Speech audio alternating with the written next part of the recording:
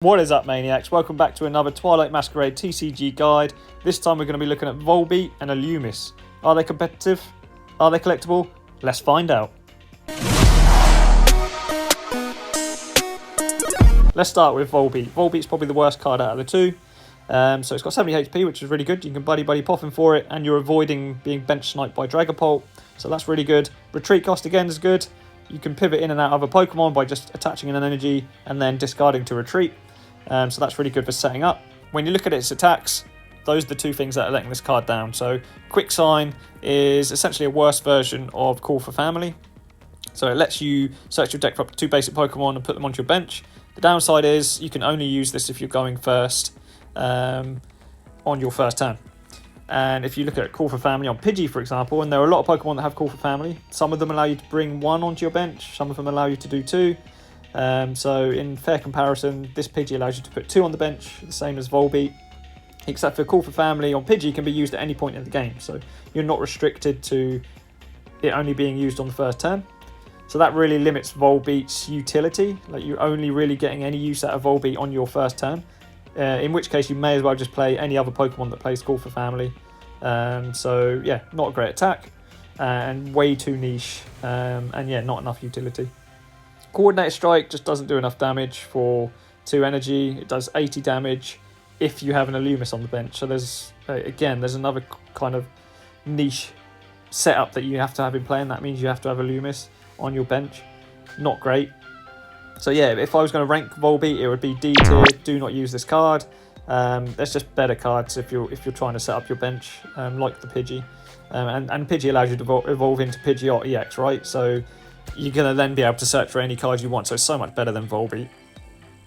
And then illumise, on the other hand, I think potentially has some utility and use. It's got the exact same HP and retreat, so both tick boxes from my perspective. Its glide attack, it does 30 damage, which I always say is kind of what you want from your basics. It can get you some knockouts, but the fact that it costs 2 energy is just not good. If it was 1 energy, then actually this would be really good. But the main attack that's interesting is Slowing Perfume. So you can use this attack only if you go second and if it's on your first turn. But it essentially allows you to disrupt your opponent's setup. So if your opponent's gone first and has managed to set up a few Pokemon on its bench, you can shuffle one of those back into your opponent's deck. So if they're trying to set up Bidoof, for example, to try and get a draw engine going, or maybe they're setting up Pidgeys to get the Pidgeots going, you can essentially slow your opponent's setup down by using this attack to put their Pokemon back into their deck. And that just means that you can get ahead of them when you're trying to set up. So I think there is some utility here, there is some use. I mean, if you go first on the first turn, then obviously this card is going to be completely useless, because Slowing Perfume is the only reason that you would use this card. So it's super niche. And obviously once the first turn is over, this card is then also completely useless. You're not going to be able to use it at any other point in the game.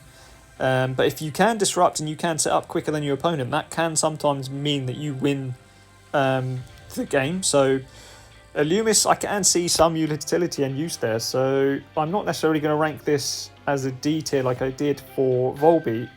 I think I would rate this C tier just because I think there is some use here. And maybe someone can explore, you know, how much of a disruption this actually does cause, if you can get it out going second on your first turn. This Pokemon would be completely broken if Slowing Perfume could be used at any point during your game. If you could just continually remove your opponent's bench Pokemon and avoid them being able to set up their Pokemon, that would be amazing. Imagine that in a GM Power deck, you could just remove Baxcaliburs from the bench, or Charizard, you could remove Pidgeots from the bench, and like that would be an amazing attack. So it's a shame that it's only on the first turn, but still, I think some disruption, it can be quite good. Let's start talking about some of the Pokemon and trainer cards that are going to help set illumise up. So Ditto is a good card. Obviously we want to try and get illumise into the active spot in turn 1. So if you've got Ditto in the active spot, you can use Transformative Start to get illumise into that active spot to then be able to, you know, essentially remove one of your opponent's bench Pokemon. So Ditto works really well. Looking at some of the trainer cards, Switch is going to be super useful. So if you've got a Pokemon in the active and you can buddy poffin illumise onto the bench, you can use Switch to put illumise into the active spot to then be able to obviously bench disrupt your opponent. Thornton is probably super niche, but I thought it might be worth calling out. If you have a basic in the active and you have a way of discarding illumise into the discard pile, you could then use Thornton to switch illumise into the active spot. So super niche. I'm not sure I would play this, but I just thought it was a cool tech that you could do.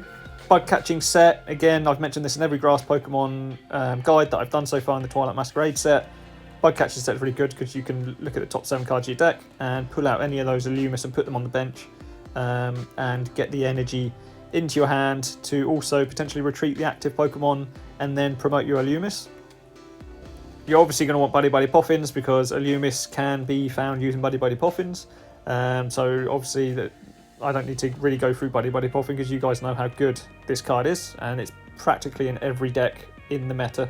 There is also Jet Energy, so from an energy perspective you can use Jet Energy, which is going to power up illumise's attack, but it's also going to put it into the active spot where you can then start disrupting. So Jet Energy would be probably a crucial card if you did want to try and get illumise off. You could also consider playing Legacy Energy.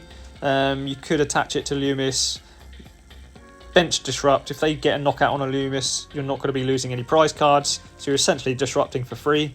I'm not sure that would be the best use of your ace spec though, but it's potentially another option.